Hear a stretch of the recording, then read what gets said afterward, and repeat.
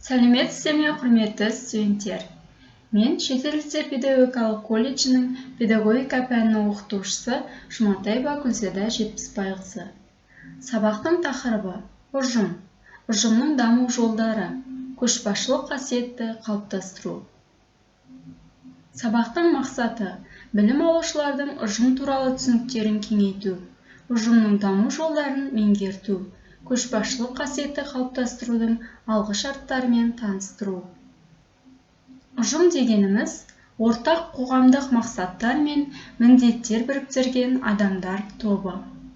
Ұжым бір-біріне әсер ететін, өзара әлеуметтік негізделген мақсаттармен, мүдделермен, өзін ұстаудың нормалар мен талаптарының қажеттілігімен, бірге атқарылатын қызметпен, қызмет құралдардың ортақтығымен, басшылық білдіретін еріктің ортақ болуымен біріккен адамдар тобы. Ұжым белгілеріне адамдардың саналы түрде бірігуі, оның тұрақтылығы, анық белгіленген ұйымдастыру құрылымдары, қызметті реттейтін органдардың болуы жатады. Ұжым және жеке адам проблемасы қазіргі заманның ең өзекті әлеуметтік проблемаларының бірі болғандықтан, педагогика ғылымының да басты мәселесі болып отыр. Педагогика оқушылар ұжымын ұйымдастыруды және тәрбиелеуді, жан-жақты тәрбиенің теориясы мен практикасының негізгі жетекші проблемалар ретінде қарайды. Тәрбие теориясының негізгі бір принципі ұжымда ұжым үшін, ұжым арқылы тәрбиелеу деп анықталған.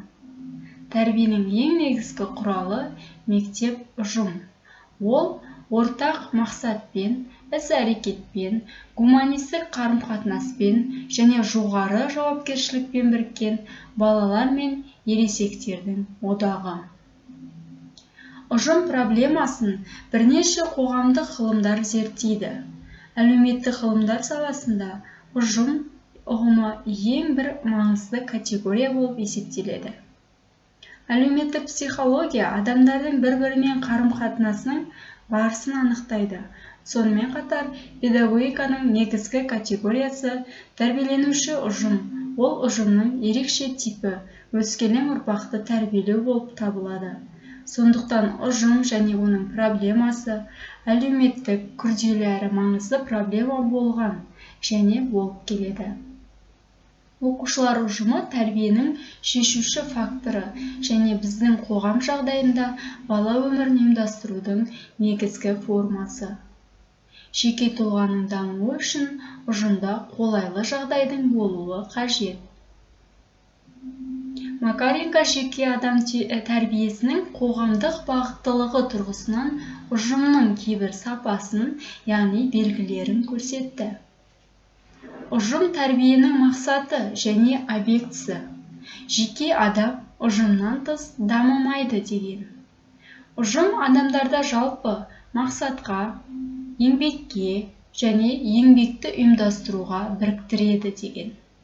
Ұжымның өзін-өзі басқару органдары және өкілдері ұйымдастырушылары болады деп көрсеткен болатын. Ұжым болу үшін топ сапалы өзгерістердің әртүрлі жолдарынан өтуі қажет. Бұл жолда Макаренко бірнеше кезеңдерге бөледі.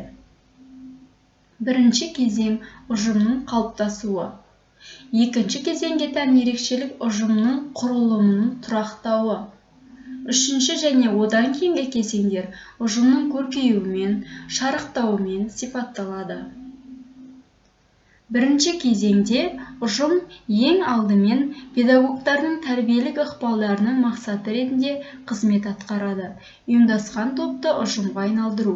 Демек, әлеуметтік психологиялық қоғамдастықтың, онда оқушылардың қарым-қатынасы, олардың бірлескен қызметінің мазмұнымен, оның мақсаттарымен, міндеттерімен, құндылықтарымен анықталады.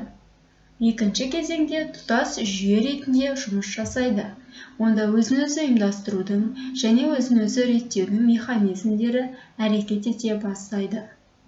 Ұжым өз мүшелерімен белгілі мінез-құлық нормаларын талап етуге қабілетті. Соған байланысты талаптарының көлемі бірте-бірте ұлғаяды. Үшінші кезеңдерде одан бұрынғы кезеңдермен салыстырғанда айрықша сапалармен ерекшеленеді. Бұл кезеңнің даму деңгейін көрсету үшін ұжым мүшелерінің бір-біріне қойылатын талаптарының деңгейі мен сипатын көрсетсек те жеткілікті. Егер ұжым дамудың осы сатысына жеткен болса, онда ол тұтас адамгершілік тұлғаны қалыптастырады. Ұжым мәселесін қозғаған кезде көшбасшылық, көшбасшы ұғымдары қатар жүретіні айдан анық. Көшбасшылық басқару, басқарылу қабілеті деген мағынаны білдіреді. Бұл адамдарды өз-өзін белгілі бір мәнерде ұстауына мәжбүр ету арқылы олардың мінез-құлықтарына әсер ету үшін басқарушының қолданатын құралы. Көшбасшы басқарушы деген мағынаны білдіреді. Бұл басқа адамдарды, олардың алғашқы ниеті қандай болғанына қарамастан, өзі қалаған нәрсені жасауға көндіре алатын адам болып табылады. Сонымен қатар, топтағы адамдардың қасиеттері мен қабілеттерін қолдана отырып, оларды көшбасшы мақсатын іске асыруға бағыттай алады. Көшбасшының орындайтын функциялары: бағыттаушы, ұйымдастырушы, ынталандырушы. Бүгінгі сабақ бойынша біраз мәліметтерді алсақ, ендігі кезек өзін-өзі тексеру сұрақтарына да келіп жетті. Бірінші, ұжым дегеніміз не?